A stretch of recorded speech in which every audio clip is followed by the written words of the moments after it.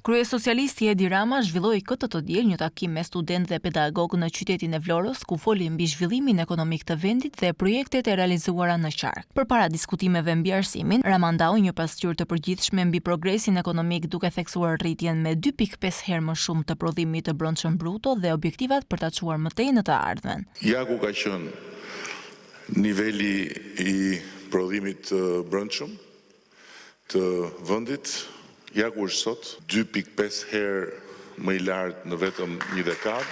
Siç e shikoni, Shqipëria ka nivelin më të lartë të rritjes së prodhimit përgjithshëm në rajon.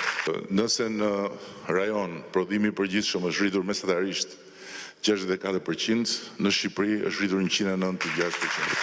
Këto ishin të ardhur për frym kur ne morëm detyrën, këto janë të ardhur për frym sot, 3 fish, 15.000 euro për frym në Shqipëri në 2030. Kjo është papunësia e cila është në nivelin më të ulët historik sot. Gjatë fjalës së tij, Rama u ndal edhe te tregu i punës dhe politikat e qeverisë për rritjen e pagës minimale, duke nënvizuar synimin që Shqipëria të afrohet me nivelin mesatar të Bashkimit Evropian, duke çuar pagën minimale në 650 euro.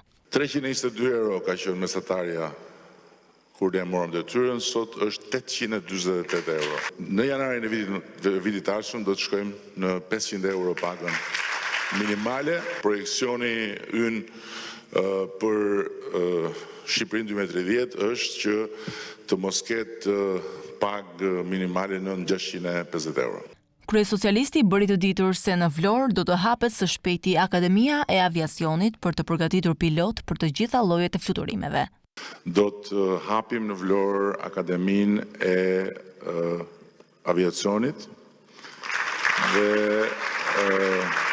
synimi është që të jetë një akademi rajonale, jo vetëm shqiptare, që të kemi edhe studentë huaj për të përgatitur pilotët për të gjitha llojet e mjeteve të fluturimit.